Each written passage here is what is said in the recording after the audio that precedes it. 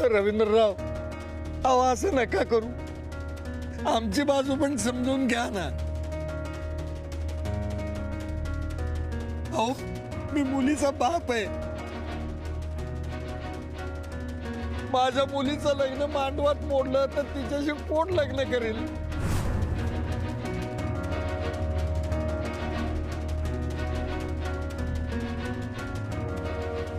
अहो ती निर्दोष आहे हो. तुम्हाला राग आला असेल ना तर तुम्ही मला जोड्याने मारा, पण असं नका करू.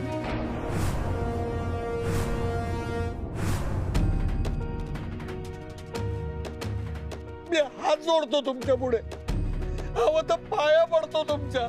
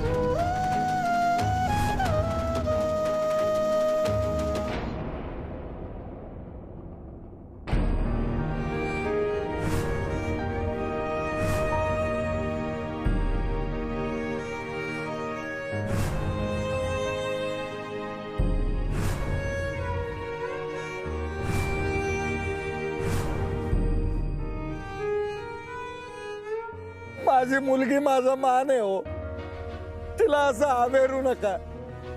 आमच्यावर दया करा. हे बघा, तुम्ही म्हणाल ना ते सगळं करू आम्ही. तुम्ही म्हणाल ती पूर्व दिशा.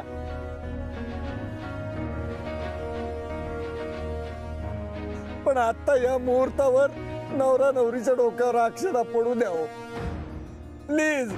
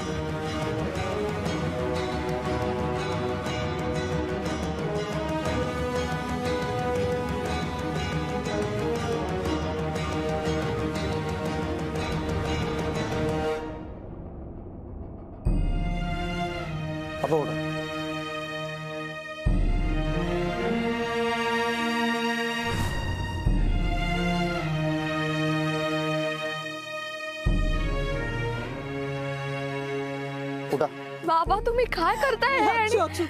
अजिबात नाही, गप्पा म्हणजे गप्पा. अगं पण आई बाबा अगं शांत राहा तू.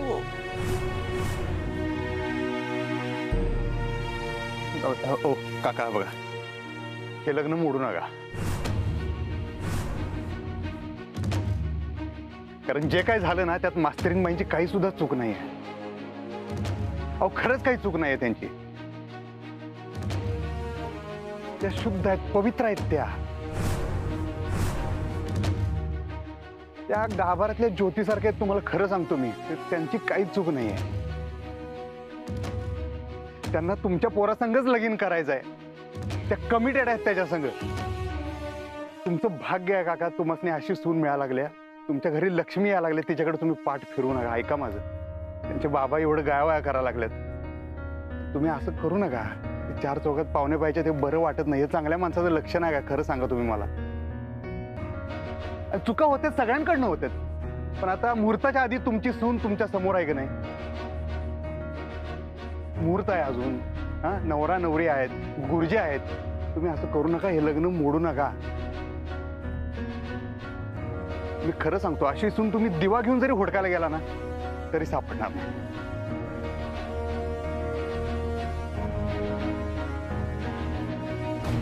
एक मिनिट, हे सांगणार तुम्ही कोण? तुमचा काय संबंध? याच्याच बरोबर आली ना ही इथे? म्हणजे रात्रभर याच्याच बरोबर होती का?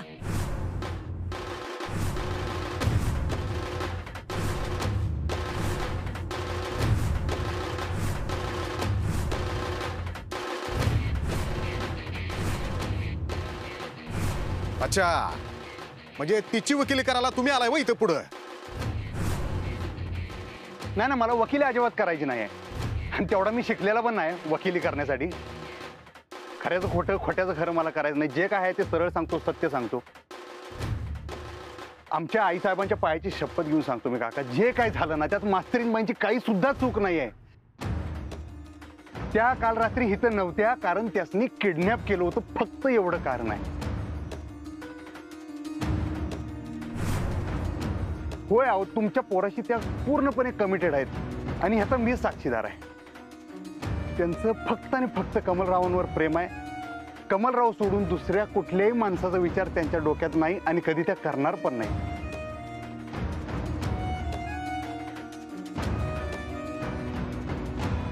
त्या शाळेच्या मास्तरीनबाई आहेत. तुमचा पोरगा बी कॉलेजचा मास्तर प्रोफेसर आहे. चांगली जोडी आहे हो. तुम्ही ना आता उगाच काहीतरी मध्येच काढू नका. ऐका माझं. हा कमलराव, बोल बोल की, तू तरी बोल की. हा तुझं प्रेम आहे का नाही मास्तरीनबाईंवर? अरे तुझ्याबद्दल त्यासनी लई खात्री आहे, माहित आहे की तुझा त्यांच्यावर विश्वास आहे म्हणून. त्यांचा भरोसा आहे रे तुझ्यावर. तो भरोसा तोडू नको. हे बघ, ऐकून घे. तुमचे बाबा काय किंवा तुमची आई काय ही जुन्या पिढीतली माणसं आहेत रे.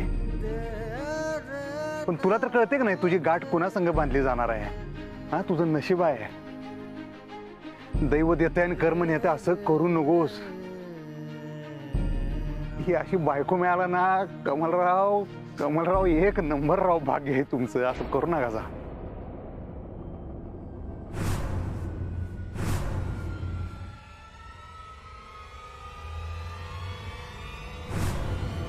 अरे एवढं आहे तर करून घे केला बायको. राव बा या मंडपात.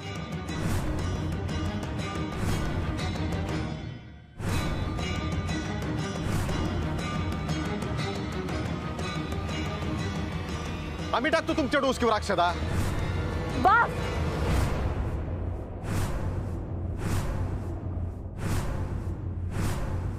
प्लीज असं काही बोलू नका प्लीज.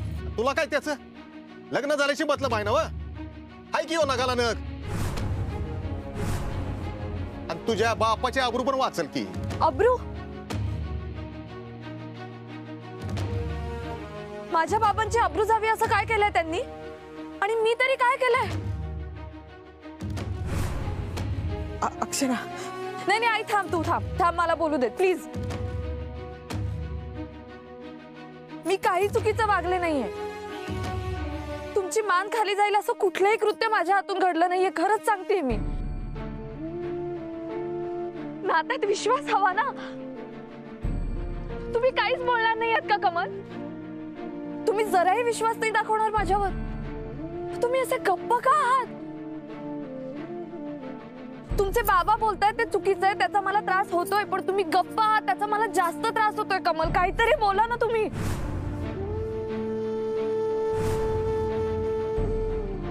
काल काल जे घडलं ते घडायला नको होतं, पण काहीही गैर घडलेलं नाहीये. मी तुम्हाला तेच सांगायचा प्रयत्न करतेय. माझी जर काही चूक असेल तर मी आलेल्या फोनवर विश्वास ठेवला एवढीच आहे. मी बाकी निर्दोष आहे कमल. मी हेच सांगायचा प्रयत्न करतेय.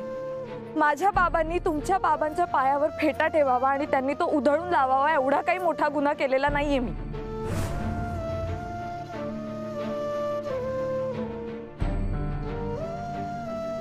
आणि मला तुम्हाला प्रश्न विचारायचा आहे कमल, लग्न मोडण्याचा निर्णय तुमचाही आहे का? तुमचे बाबा जे बोलताय ते तुम्हाला पटतंय का? तुम्हालाही तसंच वाटतंय का? तुमचे बाबा जे आरोप करतायत त्याला काहीही बेस नाहीये. तुम्हाला माहिती आहे ना माझं माझ्या शाळेवर, माझ्या विद्यार्थ्यांवर किती प्रेम आहे. शाळेबद्दल माझ्या मनात समर्पणाची भावना आहे, तुम्हाला माहिती आहे ना.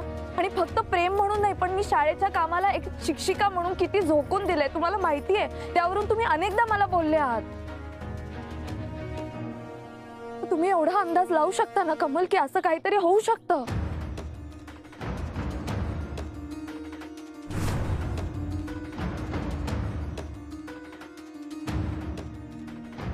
मी खरं सांगतेय कमल, मला एक फोन आला होता. त्या फोनवर मला असं कळलं की माझा एक विद्यार्थी अत्यंत क्रिटिकल कंडिशन मध्ये. एक शिक्षक म्हणून मला काळजी वाटली म्हणून मी लगेच तिथे धावत गेले. माझ्या नाही लक्षात आलं की तो ट्रॅप होता.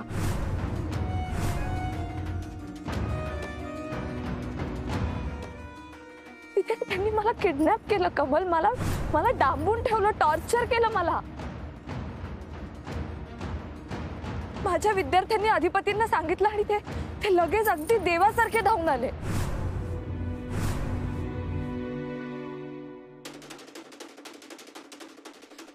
अधिपती जर आले नसते ना तर आज मी इथे उभी राहिले नसते.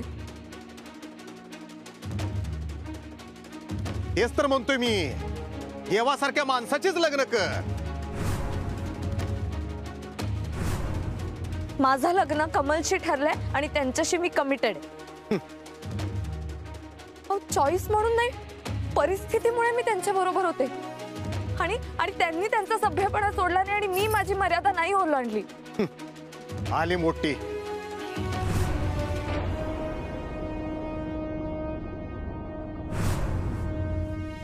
हे बघा मी आल्यापासून तुम्हाला खरं काय ते सांगायचा प्रयत्न करते कमल, पण तुम्ही मला बोलूच दिलं नाही.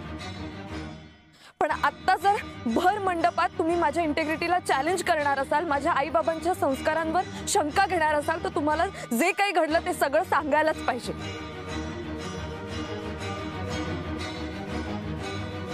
शंका, चॅलेंज नाही ग पुरे, नाही नाही. आमासनी समज कळलं या. तू किती धुतल्या तांदळागत आहेस ते समज कळलंय आमासनी. काय कळलंय तुम्हाला? बजरंगनं समज सांगितलंय आमासनी.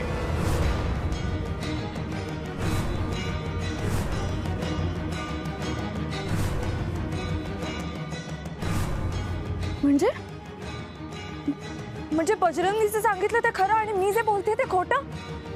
कमल, हीच कमिटमेंट आहे का आपली? हेच नातं आहे आपलं? कोण कुठला तो बजरंग, तो गुंड जो महिनोन महिने आम्हाला त्रास देतोय, त्याच्या बोलण्यावर तुम्ही विश्वास ठेवता? आणि जी मुलगी तुमच्या मुलाशी एकनिष्ठ आहे, ज्याच्या बरोबर ती आपलं भविष्य, आपलं आयुष्य बघते, तिला चरित्रहीन ठरवून तुम्ही मोकळे होता?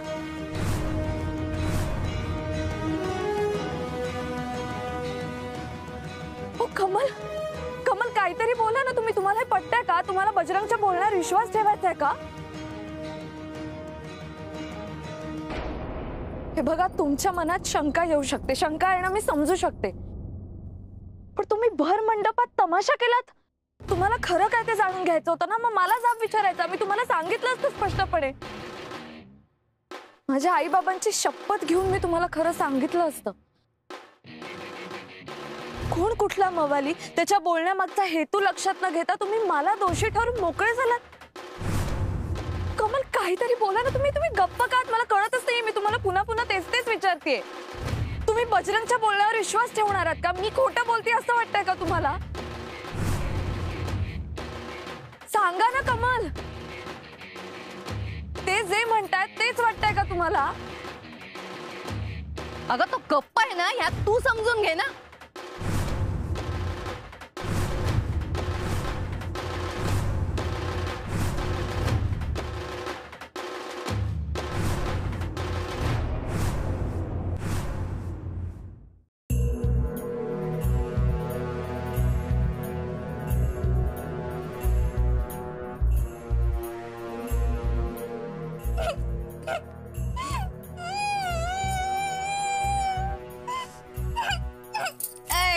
ओव्हर ऍक्टिंगची दुकान.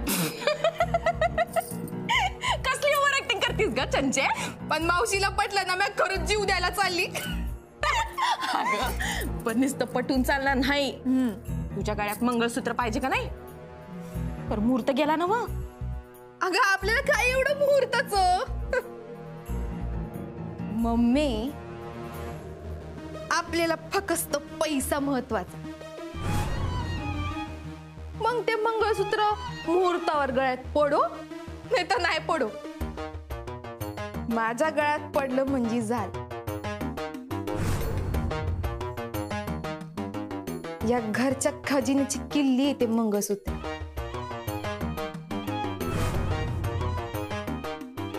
ते जेव्हा गळ्यात पडल ना, तो खरा मुहूर्त. वय ग माझी बाई.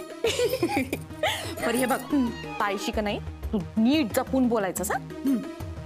हे मम्मी, पर तो बजरंग पचकणार नाही ना? वय ग, तो बजा पचकू शकतोय. थांब, त्याला मी दमात घेते चांगलाच. कमल, खरंच तुम्ही तुम्ही गप्पा, त्याचा अर्थ तुम्हाला हे सगळं मान्य असं घ्यायचं का? मी खरंच तुम्हाला असं वाटतंय? तुम्ही असे नाही आहात कमल, असे नाही आहात तुम्ही. एकमेकांवर विश्वास ठेवायचा, एकमेकांची साथ द्यायची अशा आणाभाका घेतल्या होत्या ना आपण, त्याचं काय झालं? एक छोटीशी गोष्ट आणि काचेचं भांड फुटावं तसं तुटणार आहे का आपलं नातं? मला खरं नाही वाटत आहे कमल. तुम्ही शिकलेले आहात, तुम्ही प्रोफेसर आहात, लॉजिकली विचार करणारे आहात. मला असं कसं वाटू शकतं? तुमचा माझ्या बोलण्यावर विश्वास नाहीये? तुमच्याकडून ही अपेक्षा नव्हती मला कमल. पण त्यांनी सुद्धा तुझ्याकडनं ही अपेक्षा केली नव्हती. असंच होतं तर मला सांगायचं ना आधी कमल. तुमच्या मनात हे होतं तर आपण एवढं सगळं केलंच नसतं. तुम्हीच मला म्हणालात आले आले लगेच तयार हो म्हणून. पण बोललो असतो एकदा कमल. मुहूर्त दुसरा मिळेल, पण आता हे जे काही घडलंय ना, ते पुसून नाही निघणार. ए बाई, बस कर, नको त्याचा ब्रेनवॉश करू. बाबा तुम्ही थांबा प्लीज. अक्षरा, मला ऐकायचं सगळं, सांग तू. मला बजरंगने किडनॅप केलं, कुठल्या तरी जंगलात एका खोलीत कोंडून ठेवलं. आमचं एक घर त्याच्या ताब्यात द्यावं म्हणून तो सक्ती करत होता. मी नकार दिला तर तो खूपच चवताळला आणि मग त्यांनी मला मारलं, माझ्यावर हल्ला केला. अधिपती आले नसते तर त्याने मला जिवंतही ठेवलं नसतं बहुतेक. तो मला म्हणाला की मी जबरदस्ती तुझ्याशी लग्न करेन म्हणून. मी नकार दिला तर त्यांनी मला पुन्हा मारलं. अधिपती वेळेत आले म्हणून, नाहीतर त्यांनी बळजबरीने लग्नही केलं असतं माझ्याशी. आणि मी त्याला आवडते म्हणून, नाही तर हे घर त्याला जावई म्हणून मिळावं अशी त्याची आशा होती.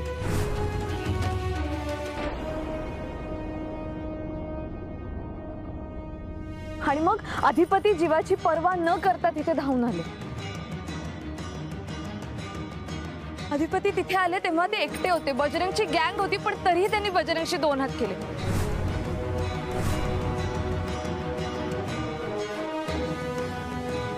आणि मग अचानक कोणीतरी मागून आला आणि जोरात त्यांच्या डोक्यात चढी मारली.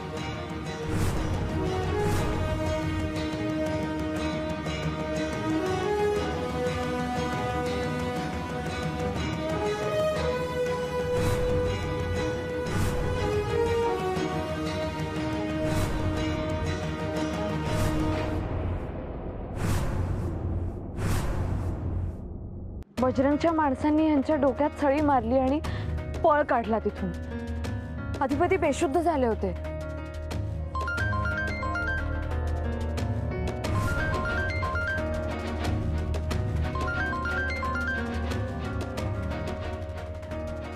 आणि मग बजरंगने आम्हाला एका खोलीत कोंडलं, आणि लॉक केलं तो पळून गेला. आणि अधिपती बेशुद्धच पडले होते. त्यांना मेडिकल ट्रीटमेंटची गरज होती, पण आम्हाला त्या खोलीमध्ये कोंडलं होतं. मला काय करू काहीच कळत नव्हतं. मग मी अधिपतीच्या फोनवरून बाबांना फोन केला. एक रिंग वाजली, पण मग फोनही कट झाला, कारण अधिपतींच्या फोनची बॅटरी संपली होती. अधिपती का कॉल करतोय तुम्हाला? होती नव्हती ती आशा सुद्धा संपली. मला कळतच नव्हतं मी काय करू. अधिपती शुद्धीवर आले. मग आम्ही त्या खोलीचा दरवाजा तोडला आणि बाहेर पडलो. तर बाहेर जंगल होतं, अंधार होता, काहीच दिसत नव्हतं. तिथे वाहतूक व्यवस्था बिलकुल नव्हती आणि हायवे पण खूप लांब होता. मग आम्ही चालत निघालो आणि आम्हाला एक सायकल मिळाली. त्या सायकलवरून आम्ही खूप वेळ प्रवास केला. मग एक गाडी मिळाली आणि आम्ही इथपर्यंत आलो. अधिपती स्वतःचा जीव धोक्यात घालून मला वाचवायला आले. ते जर तिथे आले नसते तर बजरंगनी माझं काय केलं असतं मला माहित नाही. वा वा वा वा, काय स्टोरी सांगितली. तुला काय वाटलं? तू जे सांगशील ते आम्ही खरं मानू?